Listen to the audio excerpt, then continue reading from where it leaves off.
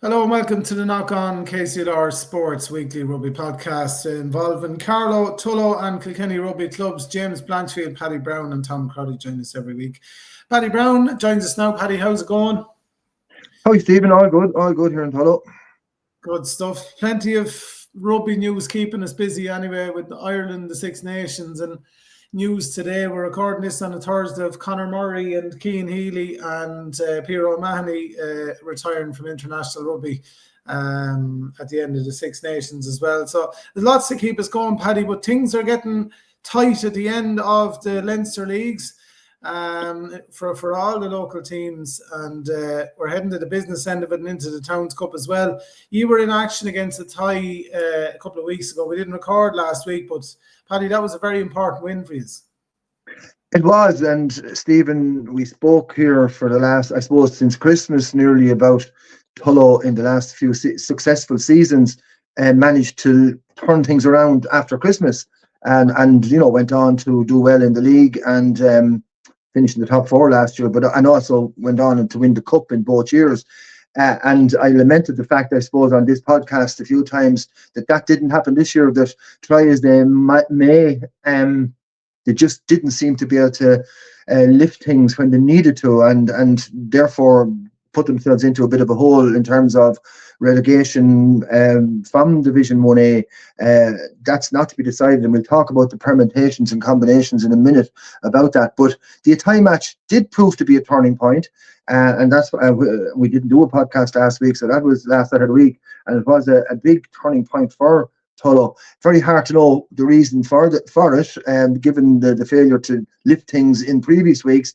Sean O'Brien got more involved in the last few weeks, particularly from a coaching point of view, and he actually came on as a sub in the last two matches. So that may have been a factor. Morris would credit that. Also, I suppose, Stephen Smith was back for the high match, and he made a big difference, and we had missed him for the last few matches, and he's a key player for us and a big man. And thirdly, I suppose, the smell of spring and the smell of the cup coming up. Nearly always, even when Tullow were in lower divisions, the cup, they always lifted themselves for the cup. So it could be a combination of any of those three factors, but certainly it was a huge improvement. The final score was 34 to Tullow and 25 to Athy. And it meant that Athy didn't get a bonus point, which does make things quite interesting at the table between the three teams. And as I said, I'll come back to that in a moment. But Tullow had a very big pack out, and I'll just give you the team there, Stephen. It was Adam Burgess in fullback, Jack Hanlon, Ryan Jordan, Adam Johnson, Ryan O'Neill in the three-quarter line. Halves were Peter Burgess, Gareth Fitzgerald. Front row, Scott Callback, Daniel Cullett and Tom Cashin. Second row, Colin Gorry, Martin Cole. And the back row, Joe Waters, Jack McDonald and Stephen Smith. In the subs were Feek Kavanagh, Jack Fitzgerald, William O'Brien, Sean O'Brien and Jack Johnson. A notable factor about that line out the team in subs was their four sets of brothers, which was an interesting Sean O'Brien and his brother William, who came back for his first match back and had a great game. Adam and Peter Burgess, Adam and Jack Johnson, and Jack and Gareth Fitzgerald. It was quite notable, a lovely feature to see four sets of locally produced brothers all playing on the team. The pack, as I mentioned there, was a huge pack, with Stevie Smith back and all the big men there, and that was a key factor in this game. Tullow totally dominated the scrums and pushed it high. Once it got established, maybe not at the start, but once that scrum got established, they pushed it high off the ball time and time again, to the point that the referee even penalised the one of the props from Athy, which you rarely see happening in junior rugby. But such was the scrum dominance, and generally Tullow pushed them and got a series of scrum penalties, which really was the difference between the two teams. Tullow, as always, Athy had a very classy set of backs, and through their backs, a penalty from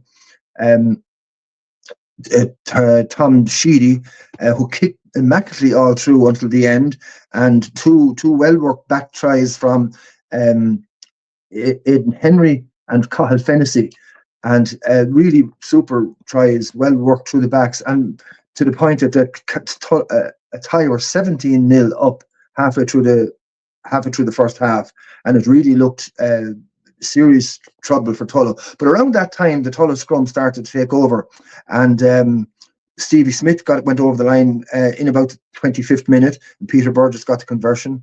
A little bit later, Scott Callback touched down, and again the conversion went over from young Burgess, Peter Burgess, from a very acute angle. So that left a one-score match at half-time. And Tullow certainly had hope, and particularly with the way the scrum was going. So 3 minutes into the second half, the Tullow line-out was where Scott Callback went over again, and Burgess converted. That try was under the post. So that was Tullow took the lead for the first time. And again 2 minutes later, Tullow got another try, this time from Adam Burgess, and he went over the left-hand corner, and that wasn't converted. Halfway through the second half, Sean O'Brien came on.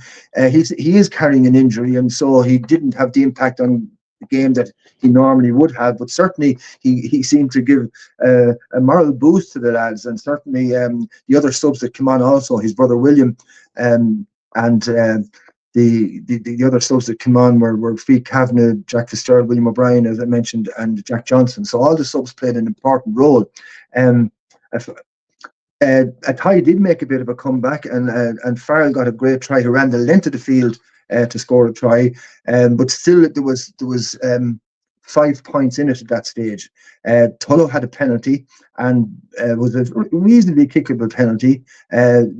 Young Burgess went to take it, Peter Burgess, and it looked like it wasn't going over, but the Athy backs came out and blocked it down. The referee determined that they were offside, and there was a retake much further in, and he got it this time, and that put Tullow 9 points ahead.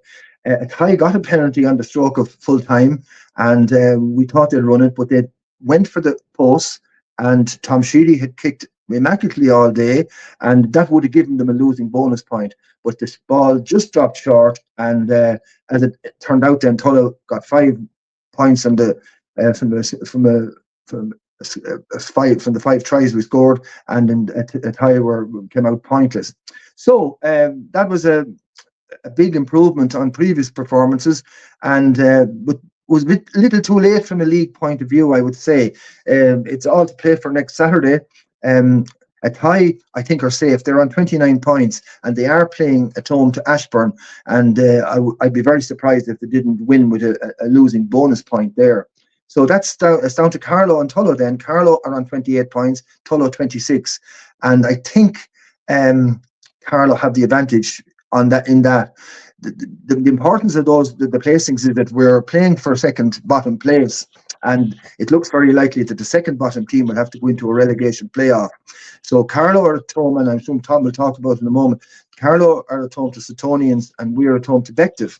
Bective, they'd won last week, and they didn't. Would have the league won by now, but they did lose to Sea Point, and now need a win, or at least a losing bonus point to win the league. So they will be coming down all guns blazing, and that makes our job all the harder.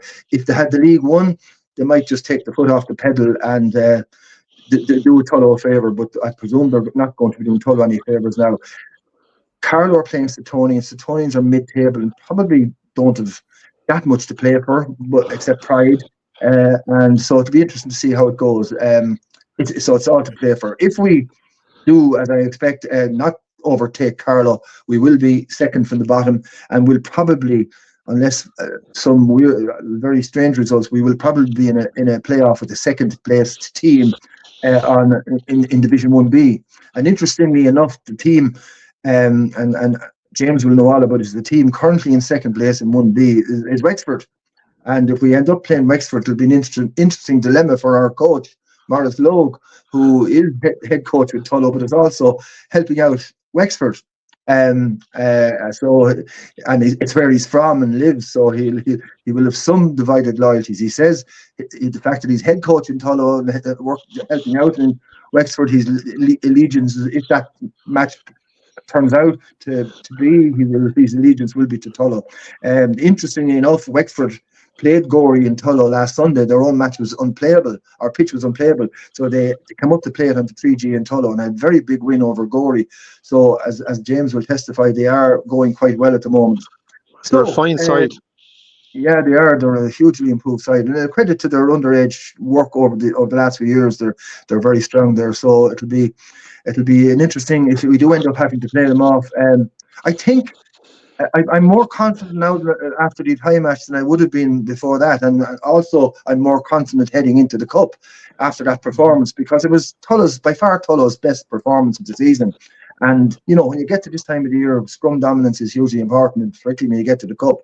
Um, Tullow Ali Cadu's now are ruining the fact that we lost our first match at home to Ashbourne, and it was the only match that Ashbourne won in the season. And we didn't get our season going as early as we should, and lost that match. And it was really that is the reason we're in the predicament we're in now. So yeah. All to play for next Saturday. Our seconds against the Thai put up a game performance, but were well beaten by the Thai 31-7. So next Saturday is a big day. The first and second are playing Bective, and I've kind of outlined there the importance of those Bective matches. And the ladies are at home at 5 o'clock to Galwegians, and then there's an end of season get together in the clubhouse with music from 7 onwards. So it should be a good evening in the club, and hope to get a big crowd out for that. When I talk about social events, I should mention at Thai they had a pre-match before our league match with them, and which was a huge crowd and they also had a massive crowd at the match. So there is really a buzz going on in the Thai at the moment. So it'll be interesting to see where that takes them. They're very, very well supported, Paddy. They're so well supported. It's incredible. I mean, it's one of the biggest matches I've seen at a league match in a long, long time. You get those sort of crowds at cup matches, but in the league, I've never seen it. And 90% of the crowd were from a Thai. So there's huge buy-in. Absolutely. Down here, they have huge buy-in from their players and everyone. It's fantastic. Yeah, you're dead right, James. And it's a massive turnaround from the situation where they were really struggling about 5 years ago. But there's been a coordinated effort at youth level, and it's a really good example of where a really strong youth performance is paying off now. They're a very young team, their first and their seconds, and they're all come up through the ranks of their underage structure. So that's our big day next Saturday, and we'd hope to get a big crowd out for that. And Paddy, I have to say you were like Alex Ferguson there back with the title run in with Newcastle.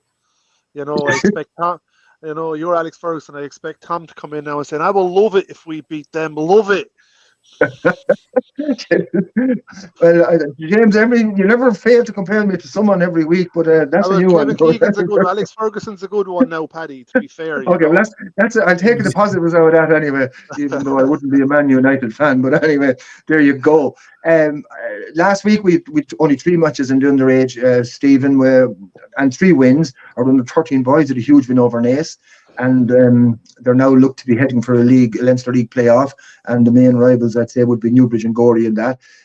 Under 15 boys travelled to Derry and had a big win in the quarter-final of the Leinster play, 24-14. Our under 18 boys had a narrow win over Wexford in a thriller, 38-33, and that was in the semi-final of the South East League Cup. And so now they'll be playing that in the final against either the winners of Wicklow and Enniscorthy. So all going well there. So yeah, that's the Tullow situation. I think we left it a little bit late league-wise, and Tom will give his take on it in a few minutes. I think Carlow will edge us, and we will end up probably in a relegation playoff. But look, we'll relish that, and we'll certainly, with the performance we had against the Thai, we'll relish heading into the Cup on next Sunday week, where we're at home to New Ross on the 23rd of March. So at home to Skerries, and the Seconds Cup draw is out now, and we're at home to New Ross in that on the 23rd of March. So we're into Cup fair now and end of league, Stephen. So that's where we are. Good stuff. Paddy. It's interesting times, all right. Lots of different permutations there. God knows what's going to happen the next few weeks, but we'll keep an eye on it. James, you're up next. It's a couple of weeks since we spoke. You were up against Dundalk, but you got the win there, and you're heading up to Kildare this weekend. We're heading to Kildare, yeah. Dundalk was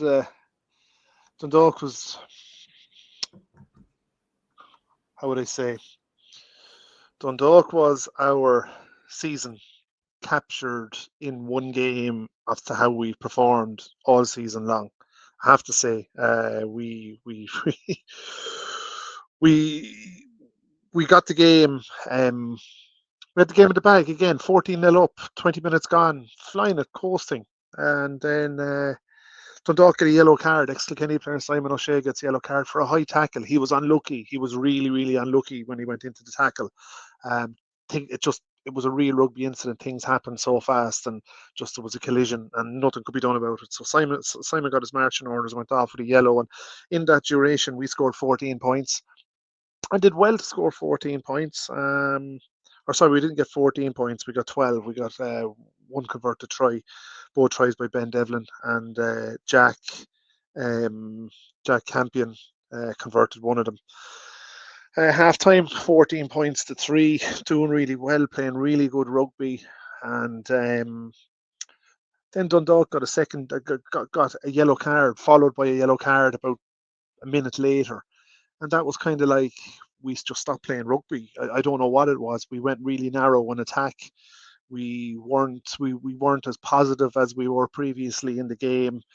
My belief would have been at that stage we should have put kind of maybe a couple of back rowers back into the back line and stretched Dundalk from touchline to touchline, but we didn't do that. We went really, really narrow. We played into Dundalk's hands and made it easy for them to get into the game, and that's exactly what happened. They got into the game, and they got a couple of scores on the line, and in the last 10 minutes the score was 17 points to 11, and we were very, very lucky to get over the line. I mean, the referee Stuart Donaldson had a good game. It was a kind of, how would I say, a mishap at the end, which wasn't pretty for anybody. But there was kind of a lot of emotions playing at the end of the game. Dundalk were held up over the line and probably had a case that it could have had a penalty back. Which didn't come.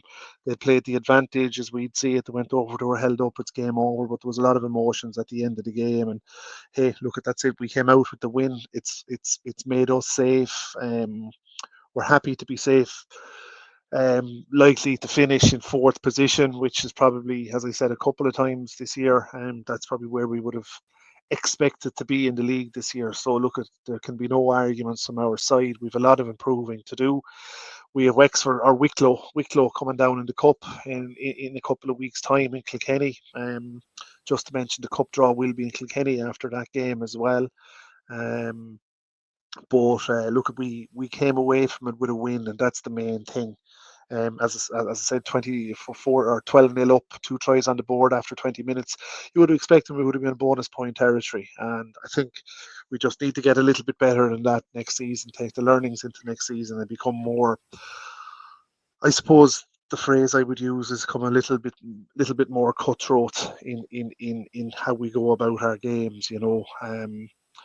I'll mention the man in a few minutes, Martin Lahey, who's the latest to be named in our 100 club. But we need more Martin Laheys on the pitch and fellas like that who will just be ignorant on the pitch and grind teams down. And I think we need a little bit more of that. But look, we're really happy. We're really happy with the win, and we're really happy that we're not in any trouble. We're comfortable, you know. So what else is happening in Kilkenny? Last weekend, again, the weather played a horrible part. Lots of games called off. Only 3 youth games went ahead. Our under-16 girls beat the Wolves 15 points to 0. Our under-18 boys got a walkover from Midlands Warriors.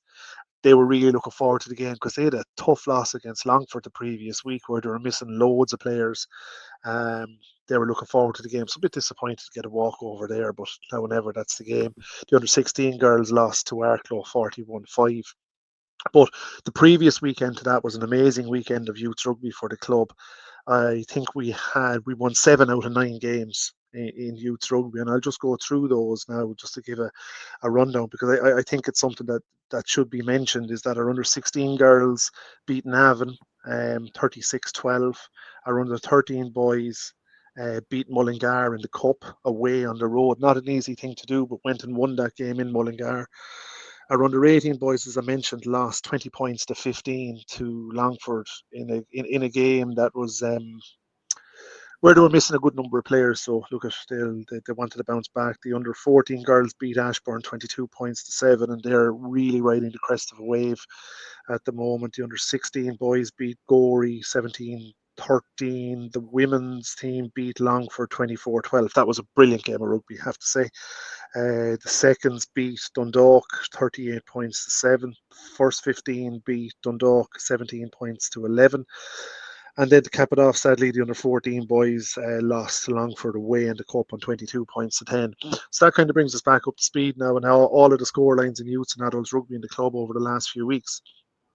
I mentioned a minute ago, as we're doing at the moment, as we're running our 100 club of players that have achieved 100 first-class caps for the club, Leinster League, Towns Cup and Leinster Junior.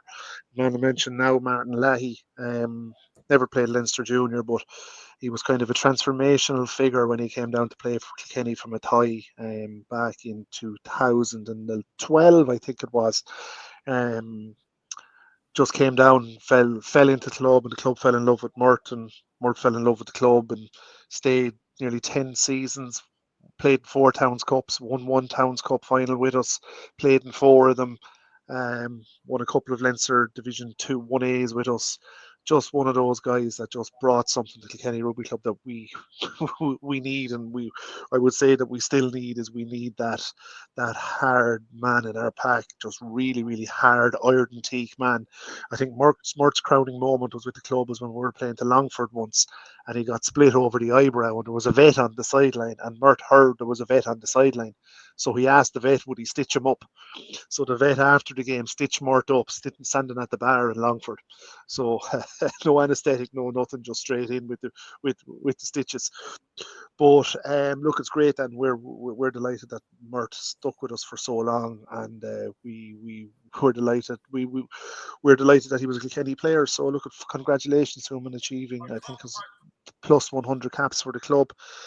Player profiles this week is Alice Brennan, 21-year-old prop from our women's team, and Tommy Murphy, 26-year-old kind of wing full back from our first 15 in his first season with the club. Tommy's a guard in town, and we've been trying to get him to play for us for a good number of years, and look at this year, he just succumbed, and he's played a good few games for the first, and has a few tries on the board as well. What else is happening? This week we're on the road, last Leinster League game of the year, so hope our lads go up there. Now we need to win to absolute guarantee 4th position. I think Gorey are playing Dundalk, so our Byrne are kind of in the shake-up to win the league. They're 2 points clear of Wexford at the top, so Byrne will be going all out to win that in Drogheda. We'll be Cill Dara away, so look, we have to go up there and get a win and prepare for the Towns Cup the following week. And our women's team have Eden Derry away on Sunday, so that's a refixed game. But look, at lots of good stuff happening around the club. Tom seems to be gone missing. But just to touch on what Paddy said there, look, it's a very intriguing situation that Tullow could find themselves in, where their head coach Maurice Logue, who's a tremendous guy, I have to say, could be head coach at Tullow and assistant coach for Wexford, who are meeting in a promotion relegation playoff. It's not a situation that you'd like to see anybody in, and it's not a situation that you'd ever like to be in. So it'd be a very difficult one for him to navigate, but I'm sure his colours will be firmly nailed to the Tullow mast. Paddy playing a little bit of mind games there with Carlow, but he's correct in what he's saying. Carlow probably have a little bit of an easier run in Suttonians of nothing to play for, where Sea Point have everything to play for, so it's very tough. And Tullow find themselves in a very similar position to what we were in 2 years ago after winning the Towns Cup. Sometimes a little bit of success can kind of paper over the cracks, and for us winning a Towns Cup might have papered over the cracks, and I'm not saying it has or it did, but maybe it was the same for Tullow. Like, it's very difficult. Or is it the curse of the Towns Cup? You look at Kilkenny, Ashbourne and Tullow are the 3 last finalists in the Towns Cup, and Ashbourne have been relegated. We have been relegated, and Tullow are struggling and in relegation. So is there a curse on the Towns Cup? But I don't know. And I remember Arklow won it once back in 2004, if I'm correct, and they got relegated as well after winning it. Jesus, there's definitely a course there. So there's a course there, but I think just speaking about Towns Cup, it's an interest. It's a wide open tournament this year, Stephen. Thomas seeming to have difficulty getting in, so we'll. But I think it's a wide open tournament this year. You will have a tie, obviously, doing everything they can to win it. You'll have Gorey going for Wexford, or Wicklow going for Wexford, going for Mullingar, who would have been early favourites for it, were knocked out in the first round by New Ross, and New Ross are riding the crest of a wave now. So it'd be interesting to see what happens there. But be interesting to see what happens with Wexford this year. I think Wexford could be a surprise package, and they shouldn't be labelled a surprise package in the cup, but I'm saying a surprise package because they don't have cup tradition, but they're playing really good rugby, and everyone is on the same wavelength. Wicklow will be thereabouts as well. But it's great. It's the time of year when the ground is dry, should be drying up. It's not all that dry after the weekend we had, but cup rugby is played. It's a different dynamic, as I say, every year. But we'll see. We just hope that we can get over Wicklow now in 2 weeks' time in Foulkstown, and see can we get ourselves into the draw for the next. But I think it's a little bit unusual this year that the league is completely over now when the cup is on, and I think for some teams, if they have if their league season petered out, and like ourselves finished mid-table, you don't have momentum. What can you bring into the cup? Like, is it hard to motivate yourself for cup, or is it, it's a new competition, it's a clean slate, let's go balls out at it, So, there's an element to that in it as well, and you've seen yourselves, even James and Tullow last season, really ignite your season when the cup started, like. Oh, totally, and it's a fantastic tournament as well, the Towns Cup, and I am delighted.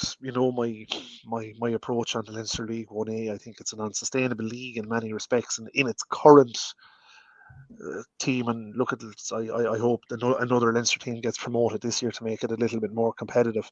But I think the Towns Cup is pure provincial rugby. It's pure junior rugby. It's junior clubs that are bootstrapping their teams with their own players from their own youths, from their own mini sections that have come through the club. Might be bolstered by the occasional Kiwi or Aussie or Argentinian or South African that comes in, or wherever in Canada in our case. But it's grassroots rugby at its core, and I love the Towns Cup. I think it's a fantastic tournament, and it is, and it's rugby that's played on an equal playing field. You're not playing with teams against teams where there's gangs and gangs of lads being brought in to win a league or doing things like this. And that's, I'm not having to go on anyone there, but it's certainly just rugby, and anything can happen in it. New Ross beating Mullingar 3 weeks ago, nobody saw that happening. New Ross with Wally Walsh, Kilkenny hurler playing in the centre,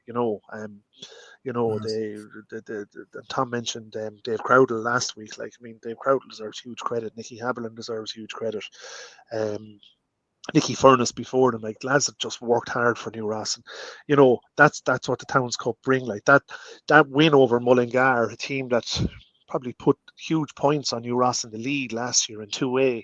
That'll bring New Ross, that'll bring them up. They won't fear anybody. They can kick on from that next year and grow a confidence from that next year. So that's what the Towns Cup does, and even the Towns plate after it, it's still, if you're knocked out first or second round, you still have something to play for if you want. We won it in 2017. 2017 or 2018, we beat Byrne up in Naas on a Thursday night. It's just the plate is a nice thing to win. Hopefully we're not in it this year. Hopefully Wicklow are, or hopefully, but it's just a nice thing to win, and it keeps you interested. But as I said, it might be difficult for some teams whose league season petered out and finishes this week, and then you're into cup. So I hope Corey and Doc and Stephen Talbot and all of the guys do a really good job of motivating our lads and getting them ready for it, because I believe that if we get over Wicklow this weekend, we stand a strong chance of progressing well in the cup. That's the joy of it. That's the great thing about it. Yeah, we're hoping. And actually, our minis are playing New Ross on Sunday morning as well. So weather's getting a bit better as well, James. So there shouldn't be as much issues. I think they're giving a dry spot for now for a while. Long overdue. Yeah. Alan O'Reilly has kind of developed a celebrity status for himself nationally. You know, he's trusted more than Matt Air nowadays. He's trusted all right, you know. So, but look at that's everything from our side. It's just a great time of year to be playing rugby, and you know we'll see how things go. Here's Tom Crotty back in now. We're having trouble getting Tom Crotty on the line now. He's back now. That was a disaster. I don't know. Wouldn't let me in anywhere. Laptop. Right, Tom. I was trying my best to keep it going there. I knew you weren't far away, Tom. So James is playing a blinder there, Tom, trying to bridge. And then I went on the phone and it wouldn't let me into Safari because it won't work on Google. Dear. Anyway, here. I've been bullshitting away there for the last 5-10 minutes, Tom, waiting for you. But anyway, look, better late than never to see you. You know. Well, I don't need any. I don't need any invitation to bullshit. It just comes naturally anyway. So. He's gone again. Look. Oh, jeez, technology. I don't want to make it onto these companies in Carlow. Something's wrong. That's technology, folks, for those listening. Because the sky is disaster. This podcast other is not broadband providers are available. I just give up. I give up today. Having one of those days. Well, look at Tom. Paddy started the mind games there anyway. You know, he's questioning whether you'll have the ability to go on and beat C Point. You know, and you know things like this. So, or Suttonians. Well, it's like this. We're going to. We know it's ahead of us, and we're not bothered with Tullow because there's no point in looking at them. We believe Tullow will probably win, so it's just up to us to beat Suttonians. It's in our hands. You have to leave it in our hands, and that's it, plain and simple. We've trained well. I think we've a near enough full squad. We have the greatest respect for Suttonians. I know we beat them at home, but we know they can cause. They've a couple of very good players, and they won't want to lose their last home game. So, like, it's going to be a bit of a war of attrition up there. Depends who shows up and how we show up more so than anything else. I believe if we play our best, we can get the right result. It's like they have a seconds team this week as well, so they're obviously geared up. Yeah, they haven't fielded seconds away, but they have a seconds team this weekend, so I think it's going to be full on. As I said, we trained well for the last week. No real injuries. So Sean Quinlan is gone for a couple of weeks. He's the only really main injury that we would have. But other than that, I think we've everybody else fair enough back. Like, so, it's down to our own. As I said, like I believe Tullow will probably beat Bective. I think C Point will beat Wicklow. And it'll be very interesting running now at the end of Saturday evening. There'll be a lot of people looking at each other going, "What's up?" Where they are, but that's just completely up to ourselves to turn up on the day. As I said, we have seconds and first going up. 2 full squads Tuesday night. I think we had 35 lads trained Tuesday night, so the preparation for it is going well. We played decently enough against Ashbourne the last day. I know we beat them well. We're probably held back a tiny bit by the referee. Didn't let the game flow. If they had, we probably would have scored more. But at the end of the day, we got our bonus point there. So it's down to us. We have to win. End of story. Or we're going into a playoff. Plain and simple. And Tullamore have skipped up one place, so I think it's fairly. And I can't. I was looking at their fixtures and Oma's fixtures, and I can't see Oma getting a win either going through. So, so does that mean, Tom, that Tullamore go into a playoff? Is it against the loser in the round robin final? Is that it? If Tullamore stay up and Bective go up, there's no issue with all. There's a playoff there'll be a second last place playoff. One goes down, second last place playoff. The issue would have been if Tullamore got relegated and Bective didn't go up. Then we have a problem. Then the bottom 2 teams go directly down. Yeah. Oh wow. Yeah. So that's the big fear, you know. By looking at the fixtures, Tullamore could scrape away. I think Tullamore just barely slightly easier. They've a tough run in too, but they might have a slightly easier run in than Omagh. Very good. So if Tullamore do us a favour, and then, as I said, the playoff is looking probably. Paddy probably said it already. He's looking at Wexford, unless results change over the weekend. Which we touched on creates a very interesting situation where we've mentioned it twice already, where Morris head coach of Tullow, and kind of coaching advisor or coach for Wexford. It's a very, how would you say, awkward position for him to be in, and not a nice position for him to be in. Yeah. Look, all we can do, as I said, all we can do is go up on the day and give it a lash, and that's it. It's matches at 3:00 up there. We look for as much support as we can. That's all I can really say about the seniors this week. Fingers crossed and toes crossed and legs crossed and everything crossed that we get the right result when we go up. But it's going to be an attitude thing anyway. You know, I think, James, you said it with your own lads. This is an attitude. You have to go up and just put the hammer down and just take no prisoners and go for it. I think if anyone can do it, Carlow can do it, Tom, because I watched you against Bective online, and I just think you have a doggedness, resilience about you. Your pack never lets you down. You have such hard runners in the back line. I think if you can get a little bit of early dominance up front, I think you'll be okay. Yeah. Yeah. We hope so. So that's it. For keep moving on now, because we have the women are away on Sunday. They have a massive game too. The women are away to Midlands Warriors, and that's a top table clash. If they beat Midlands Warriors, they've won the league. So that'll be a huge result for Carlow, because it is their first year back with the women, and they've been training well and put some effort in all year. And so we're going to Midlands Warriors on Sunday. Hopefully we'll get the result. If we get the result there, so we'll win the league. I don't know what way it works, but I presume they'll jiggle the league around. We should go up some sort of a division or get into some league that there will be more chances of playing 15 aside. You go to Division 4, I think, don't you? Yeah, we've been playing 10 aside and all sorts of stuff. So look, we just need to get into a division where we can build.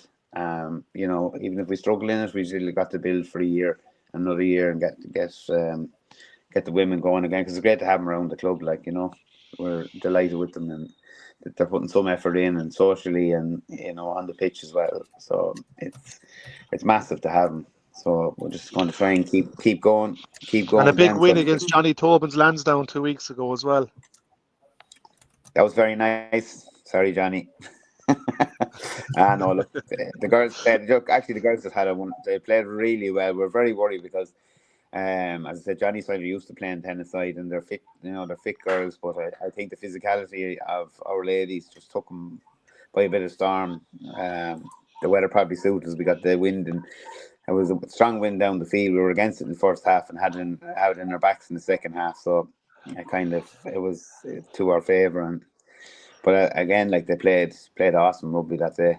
Really played well, and Johnny's team is a good little team there, you know.